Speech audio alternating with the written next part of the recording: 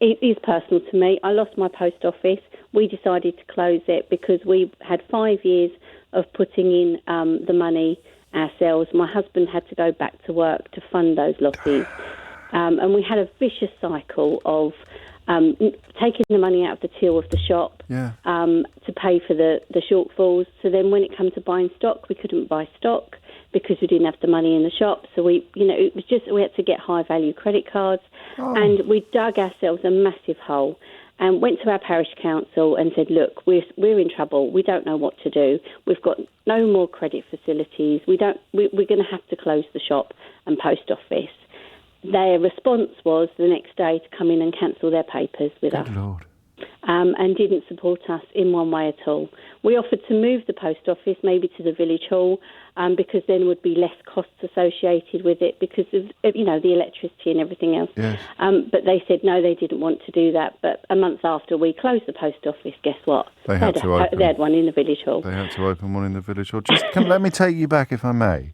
Yes. To what were you hoping would happen as this went on? Because when you first decided, and no doubt you and your husband talked about it, and one of you said, well, we're going to have to make it up out of the shop takings, aren't we? We're going to have to make up the post office shortfall from the shop takings. And you couldn't actually at the time see any other option. But you certainly weren't expecting that to go on for 5 years the first time you did it. No, the first time happened for me within the first couple of months of taking over the shop. And it was a different role for me completely. Right. I thought I was incompetent. I thought I didn't know how I was doing my job, and the helpline told me that. I met somebody who lived local who works for Fujitsu. Right. He told me I was incompetent as well. Good Lord. And actually, I'm quite a bright woman. Yes. But then maths isn't my strong point. I always hold my head up for that. Okay. And I thought maybe I was doing it wrong. And what sort of sums were we talking about, Charlotte? £400, £500, a few £100 a time.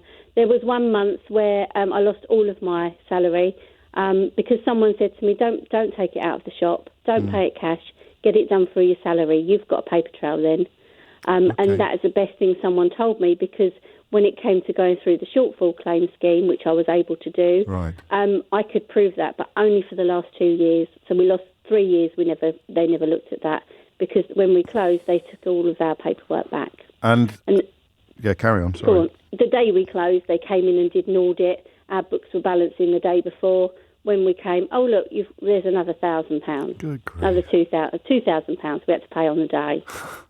It's just disgraceful. So, I mean, everyone else has been watching this drama with their jaw on the floor. You must have been watching it in rather a different condition.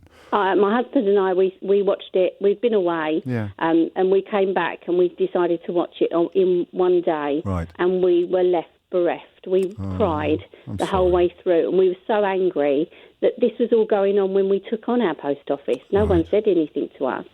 And just left devastated. And it's not until today that I actually feel, okay, I can get on with the rest of my life now. Gosh.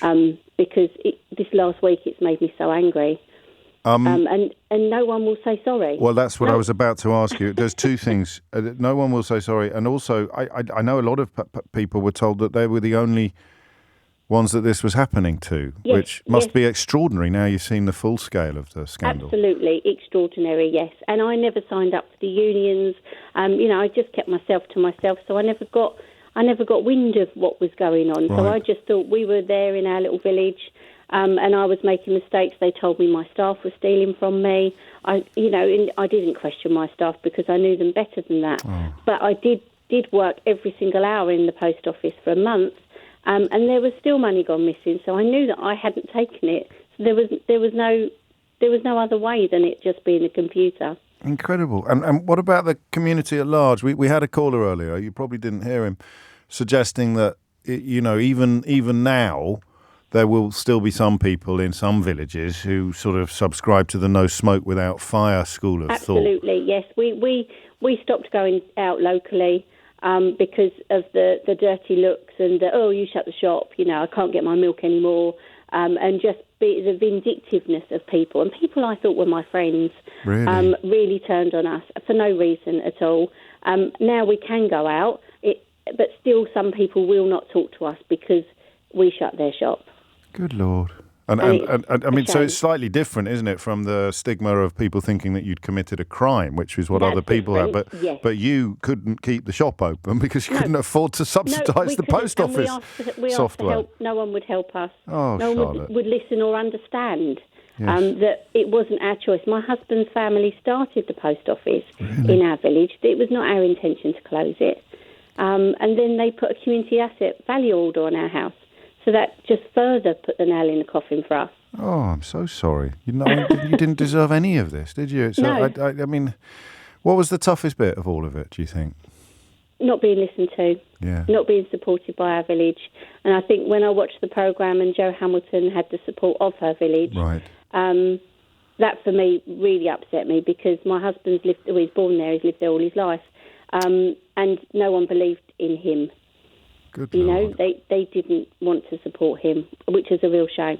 Well, it is, and you can never get that back, can you, that loss of faith? No, you can't. You can't get that back. That loss of, we've not been part of any community events because we've not felt comfortable. Our son didn't go to the local school in the end because he was bullied. He was 8 at the time, Right. and he saw someone in the street and he'd say, "Oh, hello, Sonia," and she'd say, "Oh."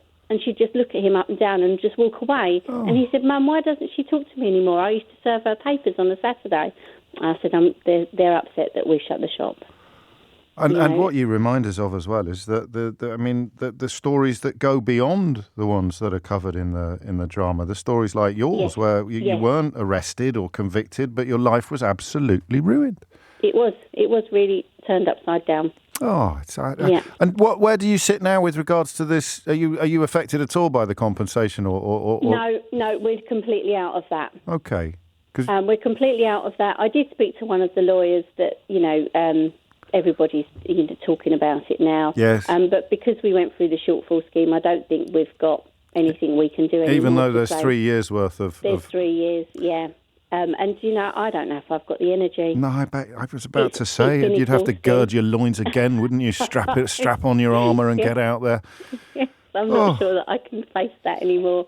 I'm being very lucky that our family has been a great support to us, and I do thank them for that. Well, you have preempted my final question, actually, Charlotte, because I was about to say, how did you manage to survive? Some marriages wouldn't have survived. Some people wouldn't have survived. Well, this is it. My marriage is very strong, and my husband's been a great support. Our family's been great. And we've had a couple of friends that have been by our side, which is, really good. But the majority just, turned on us. You sound lovely. You really do. I bet you enjoyed the work, didn't you, before it all? I loved it. I really, really loved it. It was really nice to give to the community to hear everybody's stories every day. And it was something we were willing to do until we retired. And there it is. It'd be nice if they threw a party for you or something, wouldn't it, in the village? You should go. Or just to say, we're really sorry we didn't listen. Yes. Yeah, well, anyone listening to this who recognises your voice or your story knows exactly what they need to do. You don't need long letters of apology. Not at all. Just a nod and an acknowledgement. And I'm sorry that we didn't listen to you, Charlotte. Yeah. Because you always listened to us belly aching when we came into the shop to pay the paper bill. That's the one. Mind how you go, Charlotte. Give our love to your dad as well.